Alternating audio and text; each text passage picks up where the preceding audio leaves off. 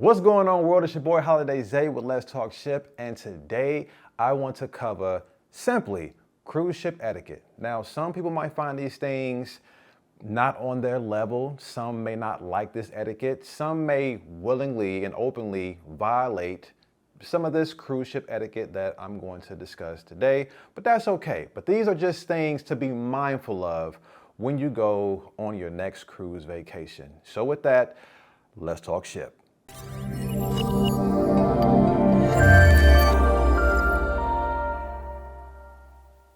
And welcome back to the channel. If you haven't already, do your boy a favor, smash that like button and subscribe to the channel. And we are going to get straight into some things called ship etiquette. All right. So the first thing I want to cover is elevator etiquette. What would be nice to do is when the elevator comes down to you and it opens, is allow the people who are coming out to come out first before you try to rush in the elevator. I can't tell you how many times I've seen this happen and the frustration that it causes me and the frustration that I see on other people's faces, okay? So simply, when the door opens, just kind of stand to the side. Don't stand. It's not etiquette to stand directly in front of the door. And then when it opens, try to rush in when there's people trying to get out, let alone if there's a wheelchair, not a wheelchair, well, possibly a wheelchair, and an electric scooter trying to back out of there, you know? So when I was on my recent cruise, there was a lady, I don't know if she was intoxicated or just wasn't using common sense, but she was literally leaning on the door, the elevator door. And when the elevator door opened, she kind of stumbled in front of the door as the elevator door opened. I don't know what made her think that that would be okay to lean against the elevator door. That, like, you would be surprised at how many people have no common sense on cruise ships. Like, that's, moving on. I want to talk about the buffet line etiquette. One thing I see that kind of, it bothers me. When I'm in line and people are in front of me, right? Which is fine. And I see people come that are trying to see what's, being served. Now, there's a right way and an irritating way to do this, okay? You want to respect people's personal space, okay? That's just common courtesy, right? Right. What grinds my gears is the people who have no sense of that. Get like super close and look either in front of the person while they're holding their plate and like their face is literally over their plate and they're trying to see what they're serving at the buffet, or they get behind them and it's like your shoulder is touching their shoulder and they're cutting it. But that's a no. Okay, that's a no, especially when I've seen in the past people who stand in front of the other person with their plate right there as they're trying to wait for the people to move up so they can, get their servings. And there's just people who will literally put their head over other people's plates to see what's being served. And don't do that. Be respectful of other people's space. And, if you want to see what they're serving, give, a nice amount of space, and just kind of, teeter-totter back and forth to see what you can see. And if someone sees what you're trying to see and they allow you to come in, that's different. I have seen that as well. Another thing that I want to touch on when it comes to buffet line etiquette is if you have already went through the line and let's say you forgot something, don't just randomly and disrespectfully walk in front of someone and grab what you need. We understand that you just need one item and you don't want to wait in that line all over again. Respectfully ask the person, hey, I forgot an item. Can I reach in front of you just to get this one thing and I'll be out of your way? If they say no, then they say no. If they say yes, then thank you. Go in, grab what you need. I've done that. I needed silverware and I didn't want to wait in the long line. So I said, hey, excuse me, can you please do me a favor and pass me the blue silverware? Simple as that. And she, oh yes, of course. And gave me silverware. Thank you. And I walked away. That's how you do it. That is exactly how you do it. The next one is balcony noise. Yeah. Balcony noise, you want to be respectful, okay? You want to be respectful when it comes to balcony noise. You want to be respectful of your neighbors. Any conversations that you are having on your balcony, you want to keep it low and at a respectful level. You want to keep it at a respectable frequency as well. Because you might be next to kids. You might be next to elderly people or just next to any age of people who don't want to hear the conversation, hear your curse words and foul words or sound effects, okay? That's the most PG-13 way I could put it. So yes, please be mindful and considerate of the level of your frequencies while on your balconies. Next thing I want to cover is the hot tubs. This is a topic. When I go on a certain cruise ship, the kids always overtake the hot tubs in the Lido deck area, right? Many people can vouch that they see that the kids, they just take over. There's a pool right there, but no, some of them don't want the pool. They want to sit in the hot tub, the whirlpool, the jacuzzi, whatever you want to call it.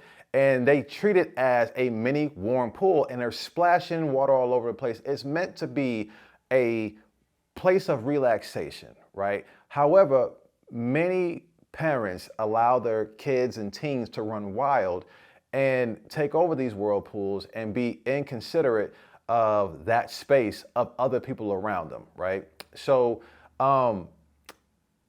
be mindful of your minors when they go out and about. Kind of let them know, have some etiquette, have respect for others within that space, especially when it comes to the hot tubs, because I can tell you a lot of adults, it bothers them when they see those areas filled with kids that aren't allowed age-wise to be in them. So depending on which cruise line you go on, check the policy, check the age restriction limit, and yeah, just communicate with your kids that if they are not of the age limit to be in said pool or whirlpool, to stay out of that said pool or whirlpool.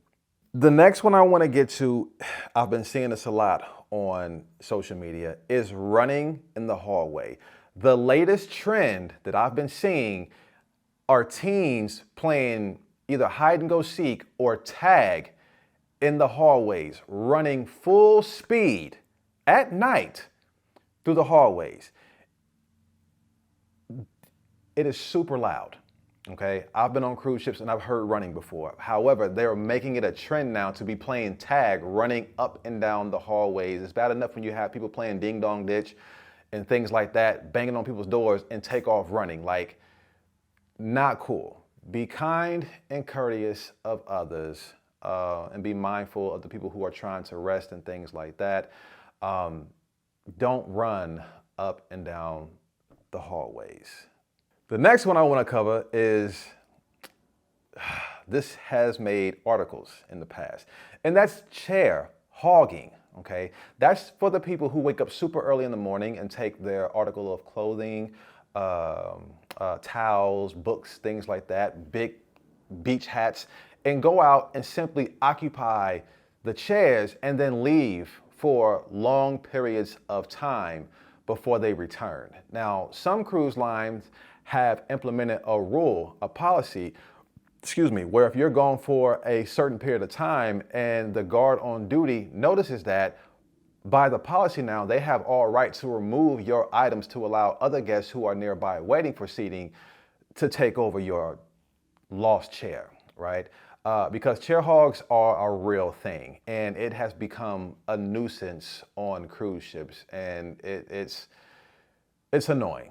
I don't typically go out by the pool area to get a chair, but I do see people's things there who are gone for long periods of time, because one of my things to do is people watch. So there's things like that that I do notice. So etiquette, be mindful of, if you're going to set your things there and you're going to step away. If you're just going to go to get a drink from the bar in the Lido area, or even go into the Lido marketplace that is close by, more than likely to get some food and bring it back out, that's fine. 10 to 15 minutes, okay, cool. But 30, 45 to an hour plus, that's the problem. So just be mindful in the future.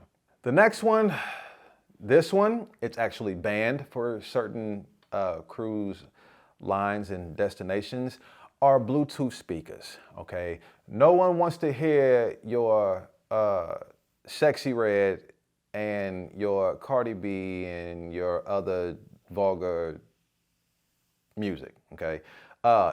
Headphones, important, okay? Very helpful.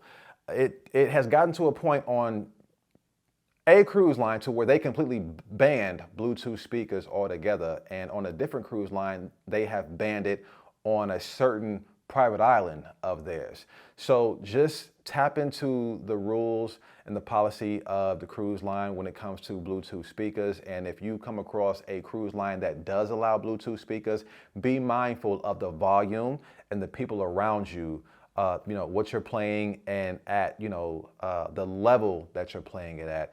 They will always tell you it's best to, have headphones and things like that. But like I said, some cruise lines do allow Bluetooth speakers. And if you are out in public, just be mindful of the level that you have it at and things like that.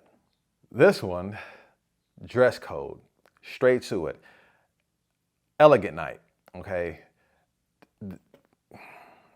Elegant night is like casual, okay? They don't allow athletic wear, if you get into your app, they tell you what's acceptable for elegant night, elegant or casual, things like that. It's pretty self-explanatory, okay?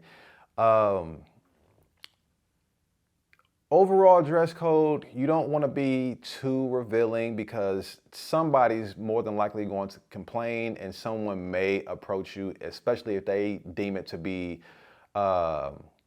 unreasonable attire. So I know you're on vacation, you paid to have a good time, but some people, you're going to run into those type of people when you go on a cruise. So pack accordingly, pack respectfully, and just avoid verbal altercations because it has happened before. The last thing I want to cover when it comes to cruise ship etiquette is another hot topic, is tipping, okay? Tipping/gratuity. Tipping/gratuity is totally up to you.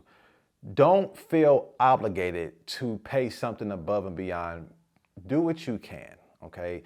Do what you can. If you feel your service was above and beyond and you can go above and beyond with tipping, go for it. If your service was above and beyond, but all you could do was give what all you had or with what all you could afford, that's fine too, okay? Don't ever feel like you are pressured to give X amount of dollars and now you have nothing. No, okay?